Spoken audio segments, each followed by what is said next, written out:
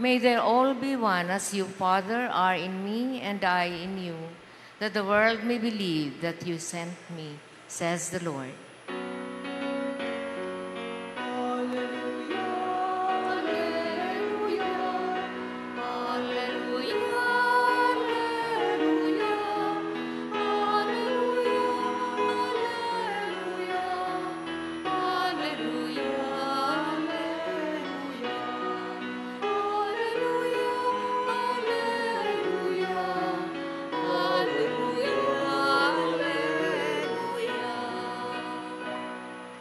The Lord be with you. And with your spirit.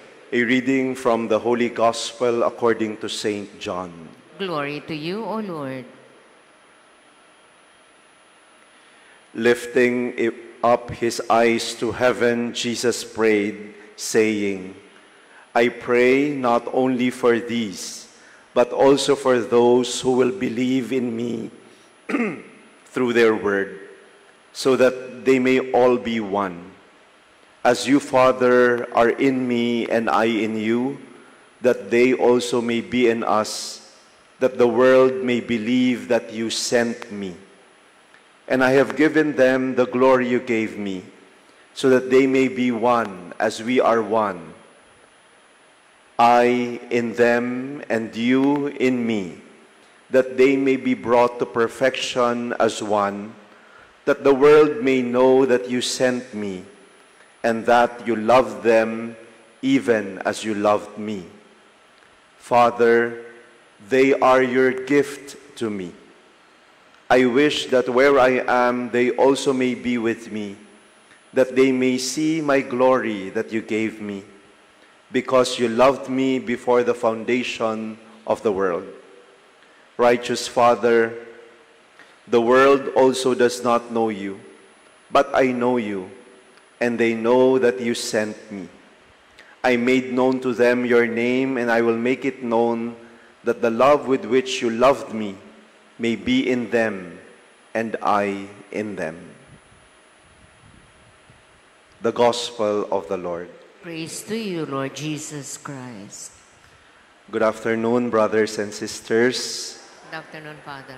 For the past few days of this week, the 7th week in the time of Easter, it is as though we have been kibitzers and eavesdroppers to the most intimate prayer ever recorded in Scripture, and that is the high priestly prayer of the Lord Jesus. If you will just look at the contents of this prayer, you would be touched and you would have goosebumps, especially because the Lord Jesus himself not only prayed for his disciples, but he prayed for you and me. Kasama po tayo doon sa pinagdasal ng Panginoon. His intercession goes beyond the 11. It included us. Sabi niya po doon sa panalangin, I ask not only on behalf of these, referring to the disciples, but also on behalf of those who will believe in me through their word. This is what we call the chain of witnessing. Because of the witnessing of the apostles, because of their proclamation of the word, more people get to know the Lord today. Because there are still people who preach and proclaim about the Lord through his word. The chain of witnessing. And also through our own witnessing, we draw more people to the Lord. And that is why we become also apostles.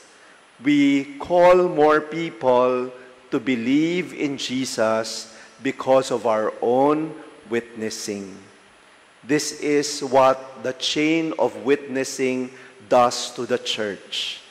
The church grows, the number of its members grows because of our witnessing.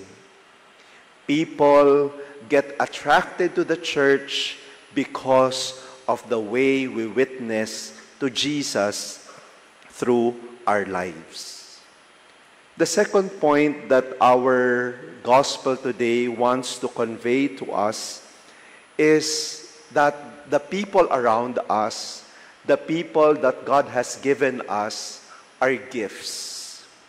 Even the Lord Himself treated His disciples and those who believe in Him as gifts. Napakaganda po noon kasi madali tayong matukso na isipin ang kapwa, na isipin ang ibang tao, hindi bilang isang regalo, hindi bilang isang kaloob, hindi bilang isang handog, kundi pabigat. And when we look at our own prayers, who is the content of our prayers? Who are those people we often mention in our prayers? Do we consider them as gifts, or we pray for them because they burden us? Maganda pong pag-isipan yon, no? Sana po makita natin ang bawat taong pinagkakaloob sa atin ng Diyos, nasa ating piling, bilang handog, kaloob, at regalo, at hindi pabigat. Yung anak ba ninyo, pabigat? Yung asawa ba ninyo, pabigat? Yung best friend ba ninyo, best friend ba talaga? O we consider him or her a burden? The prayer of the Lord Jesus is challenging us to look at every person in our lives as a gift. In the same way that Jesus Himself looked at His disciples and the believers as gifts. And the third reminder that the Lord wants to give us in this high priestly prayer is the importance of nurturing our relationship with the Father. Ito po yung pinanghahawakan ng Panginoong Jesus. Ito yung nagdala sa Kanya sa krus at nagpatatag sa Kanya sa harap ng pagdanas niya ng krus. The relationship with the Father. So think and believe that if we are treated by Jesus as gifts, therefore, we are precious to Him. Maganda po yung salitang precious, no? Precious. May equivalent siya na word, important, but it does not capture everything, no? Sa Tagalog, mahalaga. Mahalaga kasi mahal at may halaga. At dahil mahal, may isa pang word doon, kailangang alagaan. This is also the calling for us in nurturing our relationship with the Lord. Kung mahalaga sa atin ang ugnayan natin sa Diyos, kailangan nating alagaan. If a person is precious, not only important to you, you will take care of that person. You will be concerned of the good and the welfare of that person, not only what you can get from that person. So we let us treat the people around us as precious gifts.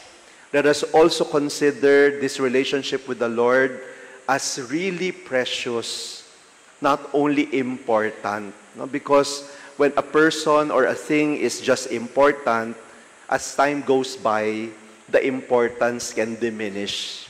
It becomes less important, especially when we encounter things that we think are more important. But when we consider a thing, our relationship as precious. What is precious could break our heart, and it becomes difficult for us to let go. So, the gospel today challenges us, my dear brothers and sisters, to look at the people around us and to treat them to be precious, as precious in the eyes of God. We pray for these people, precious not only in our eyes, but in the eyes of God.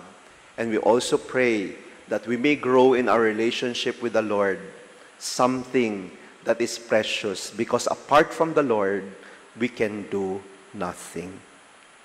Amen.